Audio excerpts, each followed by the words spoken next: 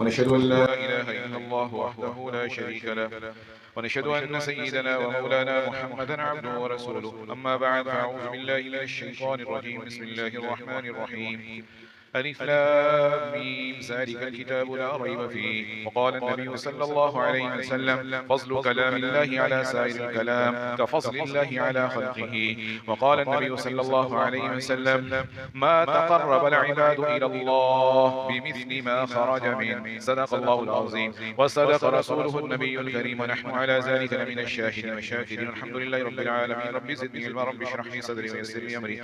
ربنا هب لنا من أزواجنا وذرياتنا قرة أعين واجعلنا للمتقين إماما. ربنا تقبل منا إنك أنت السميع العليم، وأرنا مناسكنا وتب علينا إنك أنت التواب الرحيم. دروشي اللهم صل على محمد وعلى آل محمد كما صليت على إبراهيم وعلى آل إبراهيم إنك حميد مجيد. اللهم بارك على محمد وعلى آل محمد كما باركت على إبراهيم وعلى آل إبراهيم إنك حميد مجيد.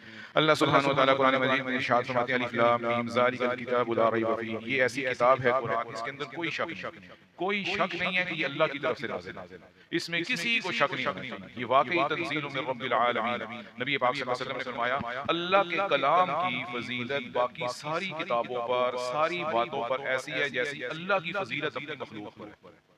और आप सल्लल्लाहु अलैहि वसल्लम ने फरमाया कि बंदे अल्लाह के करीब नहीं हो सकते किसी भी ऐसी चीज के जरिए जो कुरान से बढ़कर। जितना बंदे अल्लाह के करीब कुरान पढ़ पढ़ कर, कुरान सीख सीख कर, कुरान पर अमल करके हो सकते हैं, और कोई किताब नहीं।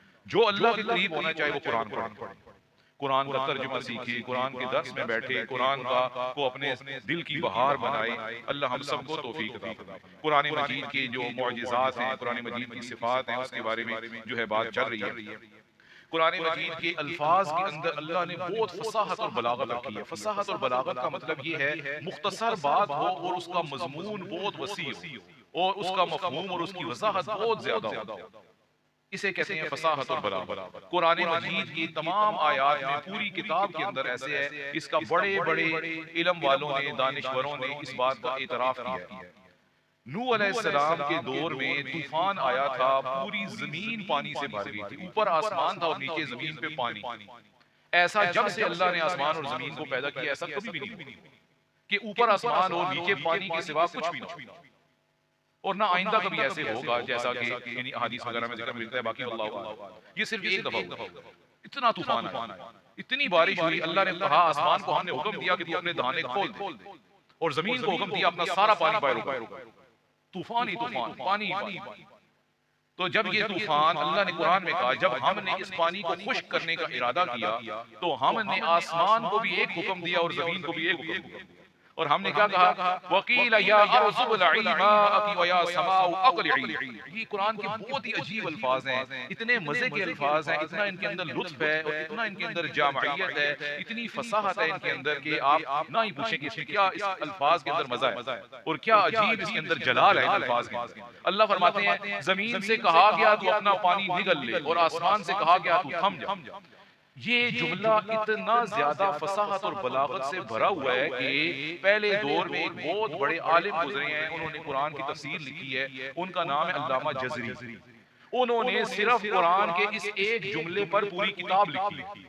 सुभान अल्लाह। देख आप सोच सकते हैं, यानी इतने इसके अंदर नुक्ते छुपे हुए हैं इल्मी, और इतनी फायदे वाली बातें हैं कि मैं तो आपको सिर्फ 2 मिनट में भी नहीं बयान कर रहा। अगले बंदे ने इस कुरान की आयत पर, आयत का भी एक हिस्सा है, पूरी आयत नहीं है, पूरी किताब लिखी। सुभान अल्लाह। अल्लाह ने कुरान के ऊपर लोगों से कैसे कैसे काम लिया। ऐसी शान दुनिया में किसी और किताब की नहीं। ये हम मुसलमान हैं, हमें कुरान की शान पता होनी चाहिए कि कुरान की क्या शान है, कुरान की अजमत कितनी है, कुरान का जलाल कितना है। ये और दुनिया की, और ये अल्लाह को पसंद है, और इस बात ऐसी बातें करने पे सवाब मिलता है कुरान की शान बयान करने से। और फरमाते हैं कुरान एक ऐसी किताब है जिसको पढ़ने के भी उसूल और ज़ाब्ते हैं।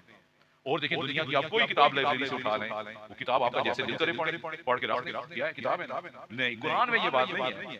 कुरान को पढ़ना कैसे है, इसके लफ्ज हलक से कैसे निकालने हैं, अदायगी कैसे करनी है, इस पर इतनी उलमा ने मेहनत की है कि सिर्फ कुरान को पढ़ने के तरीकों के ऊपर पूरे इल्म की एक बुनियाद रखी है। और उस इल्म की शोबे में सैकड़ों किताबें लिखी हुई हैं। उसको कहते हैं इल्मुल किराअत व तजवीद। सुभान अल्लाह। उसमें सिर्फ ये बातें हैं कि कुरान पढ़ना कैसे है, बस। बाकी उसका मतलब क्या है, उसका माना क्या है, उसकी वजाहत, इसमें कोई बात नहीं, पढ़ना कैसे है। दुनिया की आपने कोई ऐसी किताब देखी है जिसको पढ़ने के ऊपर किताबें लिखी हुई हो? आप इंग्लिश की किताबें बच्चों को पढ़ाते हैं, मैथ की, फिजिक्स की, जैसे मर्जी पढ़े आप। पढ़ने का क्या है, पढ़ने में पढ़ दिए नहीं, कुरान के पढ़ने के भी उसूल हैं। उन उसूलों के मुताबिक जो है कुरान पढ़ा जाएगा तो तब कुरान के अदब का ख्याल रखा जाएगा। और अल्लाह ताला ने इस बारे में कुरान में आयतें नाज़िल की हैं, वरत्तिलिल कुरान तरतीला, कुरान को साफ साफ ठहर ठहर कर अच्छी तरह मखारिज के साथ पढ़ो। सीन की आवाज अलग निकले, स्वाद की अलग निकले, और इसी तरह ज़ाद की अलग निकले, ज़ा की अलग निकले, ज़ा की अलग निकले। हर मुसलमान पर ये सीखना उलमा लिखते हैं फर्ज है। जिस बंदे को कुरान नहीं पढ़ना आता, वो कुरान सीखने की मशक नहीं कर रहा, वो गुनाह कबीरा का मुर्तकिब हो रहा है। अपने इमाम साहब से, कारी साहब से, अल्लामा साहब के साथ वक़्त रखें और उनको रोजाना 2 आयतें 3 आयतें उनको सुनाएं। ये हर मुसलमान की जिम्मेदारी है। उलमा ने लिखा है अगर किसी बंदे को कुरान नाज़रा नहीं पढ़ना आता, उसको सीन और स्वाद का फर्क नहीं करना आता, ज़्वाद और ज़ा और ज़ा का फर्क, क़ाफ और काफ का फर्क नहीं करना आता, और वो सीख भी नहीं रहा, वो गुनाह कबीरा का मुर्तकिब हो रहा है। इसलिए कि अल्लाह ने कुरान में हुक्म दिया है कुरान को साफ साफ पढ़ो। और अल्लाह ने कहा यतलूनहु हक़्क़ तिलावती, जिनको हमने कुरान दिया है वो कुरान की ऐसी तिलावत करते हैं जैसा हक है तिलावत करने का। इसलिए जितने लोग बात सुन रहे हैं सब ये नियत करें कि हम कुरान को सीखेंगे। आज से ही हम किसी कारी साहब, हाफिज साहब से, मौलवी साहब से राब्ता करके कहेंगे हमारा कुरान सुने, जहाँ गलतियां निकालें, और जिन मौलवी साहब से भी सीखते हैं फ्री ऑफ कॉस्ट ना सीखें, उनकी खिदमत भी करें। सिर्फ जज़ाकल्लाहु खैरन कहना काफी नहीं है। जितने भी मौलवी हैं, मैं ये नहीं अपनी बात कर रहा हूं, ये नहीं, कोई भी मौलवी जो मर्जी सीखें। देखें, आप एक बात याद रखें, कोई डॉक्टर एक डिस्प्रिन की गोली भी मुफ्त नहीं देता। अगर आप किसी डॉक्टर को फोन करें, वो तो डॉक्टर फोन नंबर पेशेंट को कभी नहीं देते कि यार आपका जब का दिल करे आप मुझसे फोन करके पूछ लें कि जो है ना मेरे सर में दर्द हो रहा है, पेट में दर्द हो रहा है, गोली कौन सी लूं? वो कहेगा आप क्लिनिक आ जाए, मैं आपको चेक करूंगा, दवाई भी दूंगा। मौलवी साहब से जब जो मसला पूछो, बाजार में रोक लो उनको फोन करो, जी मौलवी साहब मसला बता दें, मस्जिद में बता दें, और फिर जाते हो कि बहुत शुक्रिया मेहरबानी। ये सिर्फ मौलवी करते हैं। और आप दुनिया का कोई शोबा भी देख लें, मैं ये नहीं कहता सबकी यानी कि खिदमत करनी चाहिए, दिल से इज्जत और तकरीम करनी चाहिए, बहरहाल ये बात भी ज़िम्मेदार आ गई। तो ये है कि सब कुरान मजीद हम सीखें, ये सीखना जरूरी और फर्ज है। और फिर कुरान में जो साइंसी हकाइक बयान किए गए हैं उनको आज तक गलत साबित नहीं किया जा सका। कुरान के अंदर साइंस की बातें भी हैं। अब वो कौन कौन सी बातें हैं देखें। आजकल साइंस ने ये इस नतीजे पे पहुंची है कि हर बंदे की शनाख्त का तरीका क्या होना चाहिए जिससे पता चले ये बंदा हो रहा है, ये हो रहा है, ये हो रहा है। जो सबसे जदीद तरीका इस वक्त इस्तेमाल हो रहा है हर बंदे की आइडेंटिटी करने का, शनाख्त करने का, जिसकी वजह से कौम का हर फर्द एक मुनफरिद नजर आए, वो क्या है? फिंगरप्रिंट। आपका थंब, आपकी उंगलियां, आप जब शनाख्ती कार्ड बनाने जाएं 5 या 4 उंगलियों के फिंगरप्रिंट लेंगे और आपकी उंगलियों के फिंगरप्रिंट स्कैन होंगे। इससे पता चलेगा कि आप कौन है और वो फलां कौन है और फलां कौन है। ये किसी बंदे की शिनाख्त करने का, आइडेंटिफाई करने का सबसे जदीद तरीका है जो इस जदीद तरीन दौर में भी इस्तेमाल हो। और कुरान ने इस तरीके की वज़ाहत 1400 साल पहले कर दी। सुभान अल्लाह, सुभान अल्लाह। ये अलग बात है, उस दौर में ये तरीका था नहीं, ये साइंस अभी इस पर पहुंची है फिंगरप्रिंट को स्कैन करने पर। लेकिन कुरान ने पहले ही बता दिया था हर बंदे की आइडेंटिटी फिंगरप्रिंट से होती है।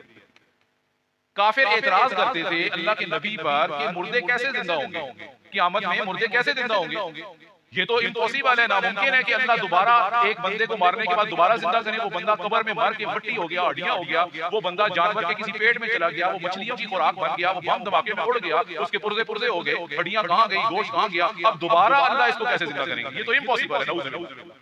नबी पाक सल्लल्लाहु अलैहि वसल्लम का उस दौर में काफिरों का सबसे बड़ा झगड़ा ये था, वरना अबू जहल वगैरह खाना काबा का तवाफ भी करते थे और अल्लाह को मानते भी थे, इब्राहिम अलैहिस्सलाम को भी मानते थे, लेकिन आखिरत को नहीं मानते थे। ये आपको याद होगी, ये बातें पता होनी चाहिए। बाकी अगर उनसे ये पूछो आसमान किसने बनाया, जमीन किसने बनाई, बारिशें कौन बरसाता है, सबके जवाब में कुरान कहता है कहेंगे अल्लाह। लेकिन जब उनसे कहो मरने के बाद दोबारा जिंदा होगे तो कहते हैं इम्पॉसिबल, ये नहीं हो सकता। तो कुरान ने इस अकीदे को बार बार बयान किया। तो जब काफिर इतराज करते थे कि मरने के बाद हम दोबारा जिंदा नहीं हो सकते थे, तो अल्लाह ने वही नाजिल की और कहा अपने प्यारे नबी सल्लल्लाहु अलैहि वसल्लम को, ऐ मेरे नबी इनको आप बताएं बला कादिरीन अला अन नुसव्विया बनाना, हम मुर्दों को जिंदा भी करेंगे और मुर्दों के फिंगरप्रिंट भी वही होंगे जो दुनिया में थे। हर बंदे का फिंगरप्रिंट भी वही होगा जो दुनिया में था। अभी आप अंगूठा लगाएं और क़यामत के दिन लगाएं अंगूठा, तो दोनों अंगूठे सेम हैं। अल्लाह कहते हैं तुम क्या बात करते हो कि हम मुर्दों को जिंदा नहीं करेंगे, हम ये फिंगरप्रिंट भी वही बनाएंगे। सुभान अल्लाह। तो ये अल्लाह ने हर बंदे की आइडेंटिटी अलामत बता दी कि सबसे मुनफरिद अलामत जो बंदे की किसी भी पीक दर्जे की पहचान की होती है वो फिंगरप्रिंट। सुभान अल्लाह। साइंस अभी तक पहुंची है, कुरान ने 14 सदियां पहले बता दी। और आगे चलें उलमा ने लिखा है कि कुरान के अंदर जुल्करनैन की दीवार का जिक्र है। सूरह काफ के अंदर अल्लाह ने जुल्करनैन बादशाह का जिक्र किया है कि जुल्करनैन बादशाह ने जो है ना एक दीवार बनाई थी ताकि याजूज माजूज दुनिया में ना आए, उसे सद्दे जुल्करनैन कहते हैं। तो उलमा लिखते हैं, जिन गैर मुस्लिमों ने कुरान पे तहकीक की है वो लिखते हैं, कहते हैं जुल्करनैन की जो दीवार जो उसने बनाई थी वो सऊदी अरब से हजारों मील दूर है और अभी साइंस उस तक उसके नतीजे तक नहीं पहुंच चुकी है। तो साइंसदान ये कहते हैं कि लाजमी कुरान ऐसी जात का उतारा हुआ है जिसको कायनात के सारे राज पता है। अगर ये मोहम्मद सल्लल्लाहु अलैहि वसल्लम का अपना मन गढ़ंत होता तो मोहम्मद सल्लल्लाहु अलैहि वसल्लम तो अरब से कभी बाहर निकले ही नहीं। उनको जुल्करनैन की दीवार का कैसे पता चल गया? उनको कैसे पता चल गया सद्दे जुल्करनैन मौजूद है? ना वहां जुल्करनैन ने जहां दीवार बनाई थी वहां से कोई सोर्स कभी बंदा आपके पास आया अल्लाह के नबी के पास, ना अल्लाह के नबी ने वहां की सैर की, तो फिर उनको पता कैसे चला? उनको बताया किसने? इससे ये बात पता चलती है ये कायनात के उस जात का उतारा हुआ है जिसको कायनात के एक एक राज का इल्म है। तो ये एक और साइंसी तहकीक है जो उलमा ने लिखा है कुरान से साबित होती है। अच्छा, और उलमा क्या लिखते हैं कि कुरान की शान इतनी बुलंद है कि कुरान ऐसी किताब है जिसमें किसी बंदे के अंजामे जिंदगी की पेश की खबर दी गई है। देखें, कोई बंदा किसी दूसरे को ये नहीं बता सकता तुम्हारी जिंदगी का अंजाम कैसा होगा, क्योंकि कल का किसी को नहीं पता, कल कैसी होगी, परसों कैसी होगी, फलां बंदे की जिंदगी कैसे खत्म होगी, खैर पर होगी, शर पर होगी, इसका अंजाम क्या होगा।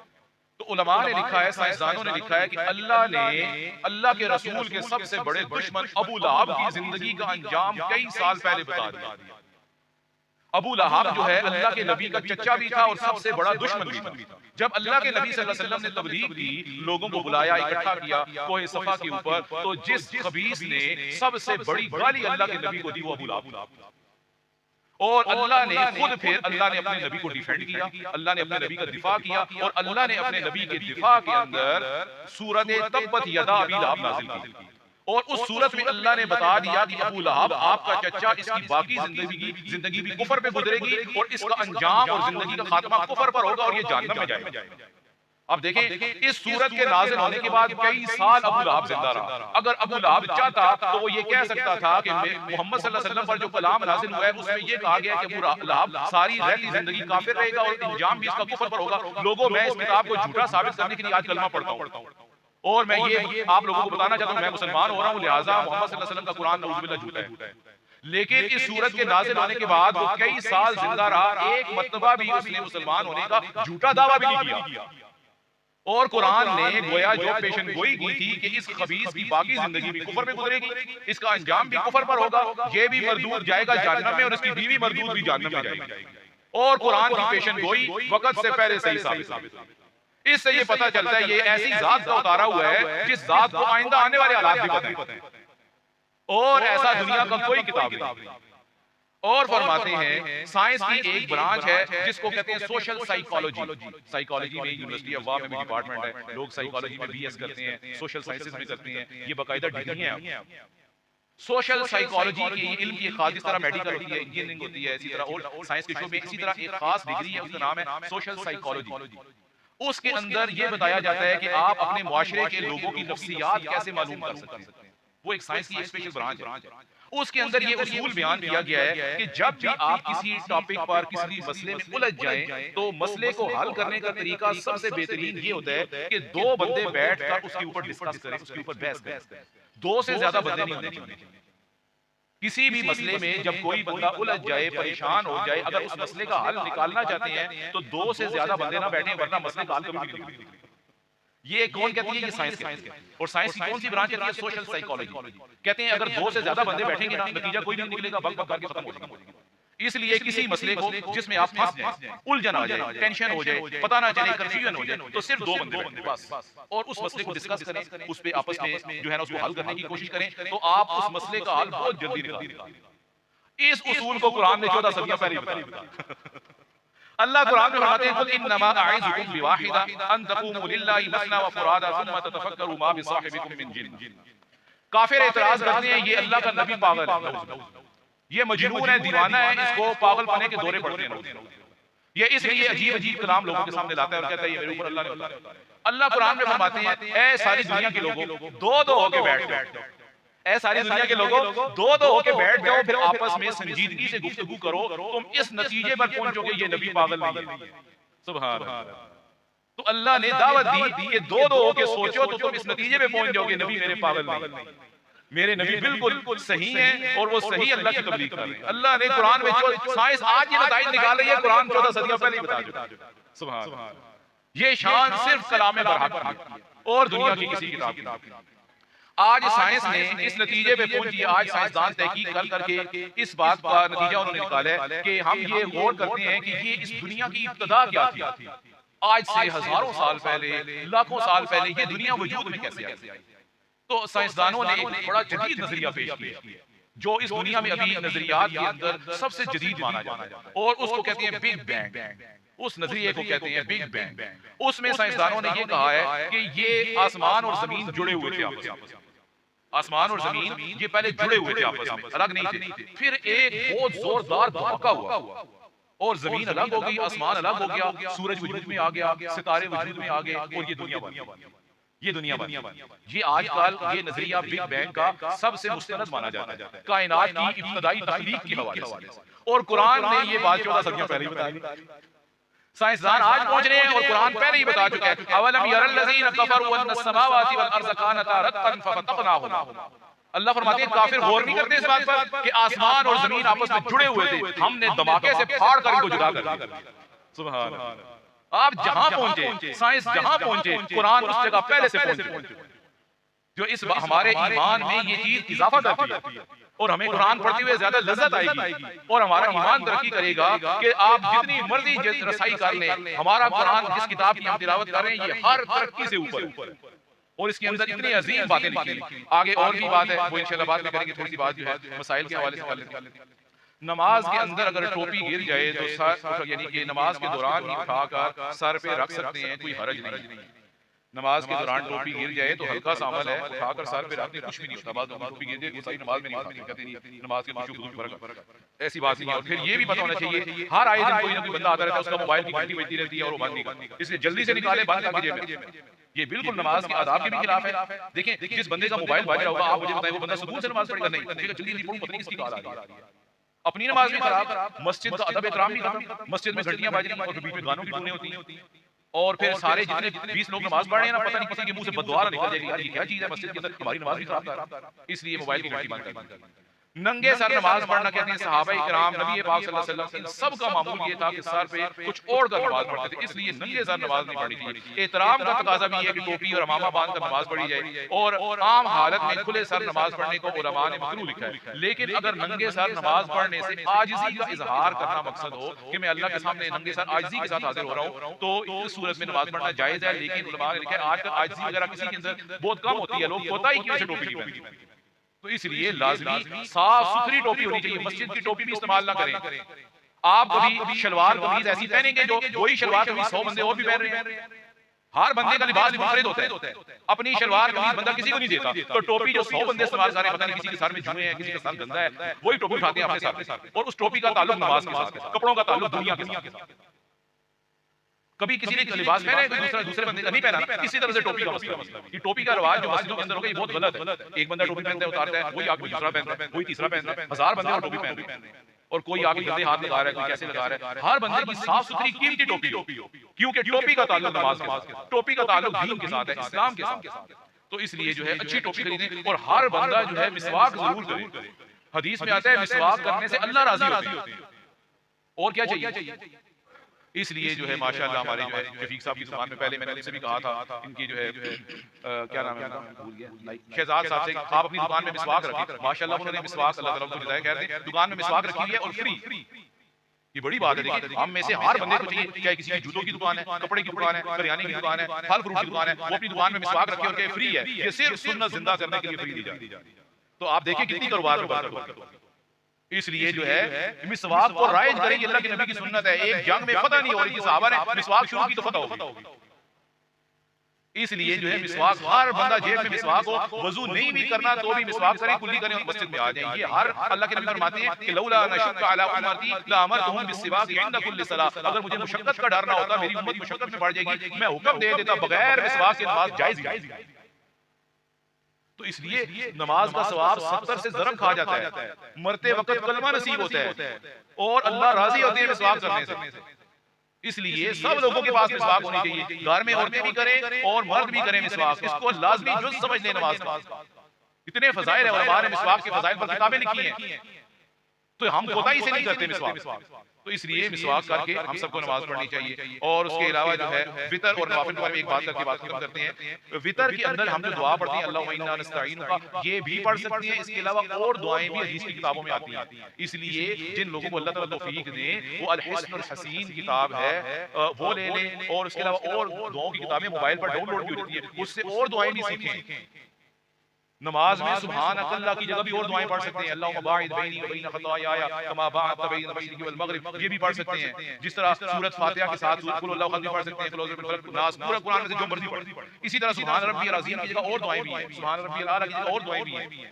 इसी तरह दुआए कुनूत में अल्लाहुम्मा हदीनी फीमन हदैत भी है, अल्लाहुम्मा इन्नी अऊज़ु बिरिज़ाका मिन सख़तिक, ये वाली दुआ भी है। अल्लाहुम्मा इग़फिर लना व लिल मुमिनीना वल मुमिनात वल मुस्लिमीना वल मुस्लिमात, ये दुआ भी है। और ये आप बदल-बदल के पढ़ा करें, कभी रब्बना आतिना फिद दुनिया पढ़ लें, कभी रब्बना हब लना मिन अज़वाजिना पढ़ लें, कभी रब्बना ला तुज़िग़ क़ुलूबना पढ़ लें। ये सारी दुआएं पढ़ सकते हैं, हदीस से साबित है, उलमा ने किताबों में लिखी हुई है। अल हिस्नुल हसीन के अंदर ये अल्लामा जज़री ने सारी लिखी है, आप वहां पढ़ लें, देख लें, किताब डाउनलोड भी कर लें, किताबें मिलती भी हैं और आप जो है किताब खरीद भी लें। तो इसलिए जो है अल्लाहुम्मा इन्ना नस्तईनुका वाली जो दुआ है, ये दुआ हज़रत उमर रज़ी अल्लाह तआला अन्हु के ज़माने में सहाबा पढ़ते थे।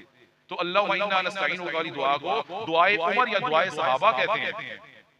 जो हम वितर में दुआ पढ़ते हैं, इसको कहते हैं दुआए उमर या दुआए सहाबा। लेकिन नबी पाक सल्लल्लाहु अलैहि वसल्लम ने हजरत हसन रज़ी अल्लाह तआला अन्हु को जो दुआ सिखाई थी वो और है। वो कौन सी है? अल्लाहुम्मा हदीनी फीमन हदैत। ये अल्लाह के नबी ने वितर में पढ़ने के लिए अपने प्यारे नवासे हजरत हसन को खुद सिखाई थी। अल्लाह के नबी से अल्लाहुम्मा इन्ना नस्तईनुका का पढ़ना वाली जो ये साबित नहीं है, लेकिन सहाबा से साबित है, हज़रत उमर से साबित। अल्लाह के नबी ने जो अपने प्यारे नवासे को सिखाई थी वो अल्लाहुम्मा हदीनी फीमन हदैत है। पूरी आगे दुआ है, व आफिनी फीमन आफैत व तवल्लनी फीमन तवल्लैत व बारिक फीमा अतैत व क़िनी शर्र मा क़ज़ैत। लेकिन इसका ये मतलब नहीं है कि आपके मौलवी साहब कह रहे हैं कि जो हम पढ़े वो गलत है। गलत मैंने अभी तक किसी को नहीं कहा, लेकिन ये कहा है मुतअद्दिद अल्लाह का नाम सबको याद है।